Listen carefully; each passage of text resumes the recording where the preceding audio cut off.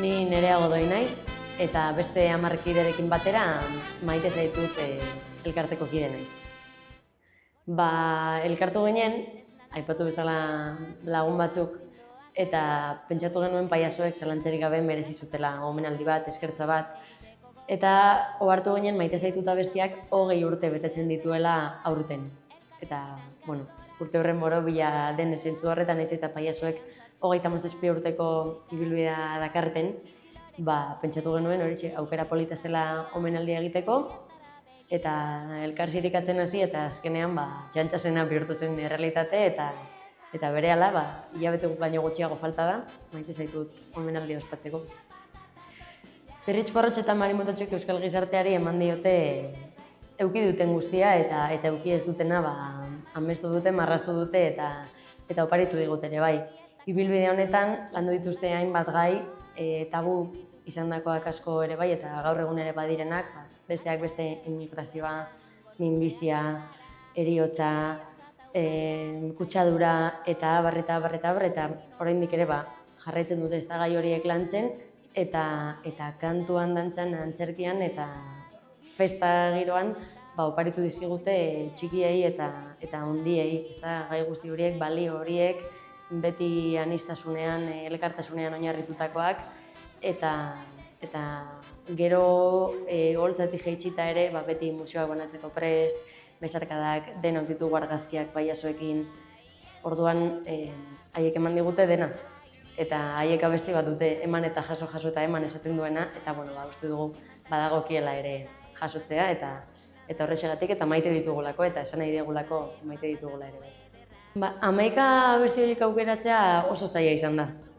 Haiek 100 eta piko abesti baino gehiago dituzte eta oraindik ere sortuko dituztenak ziurrenik.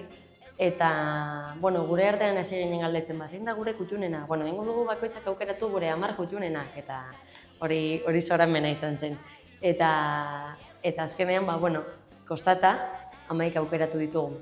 Bai, omenaldia hasiko da irri egiten duenari, abestiarekin, eta bertan izango dugu Maialen Lujanbio, kantuan omenaldiari hasiera emateko, eta aurreratu dezaket ere omenaldiaren amaieran, azken abestiarekin batera, eragile guztiak, parte hartzaile guztiak eta bestalde pailazoekin harreman zuzena duten beste hainbat eragile ere oholtzaratuko direla eta denek elkarrekin eta bertan elkartuko garen 14.000 pertsonak, bai armaian, bai pistan, denak batera abestuko duguela maite zaitut.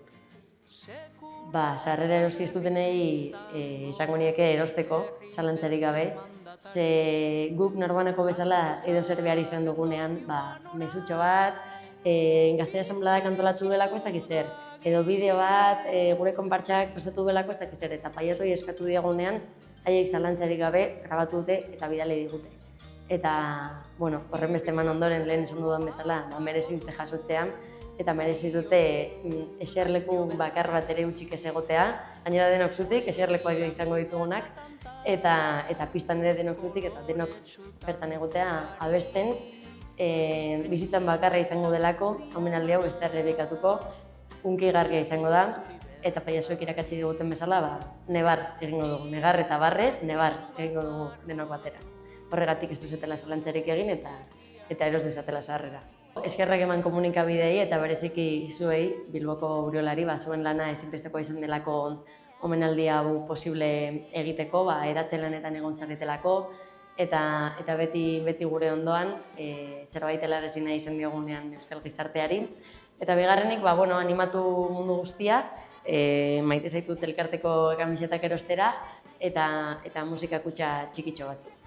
Eta eskerrik asko.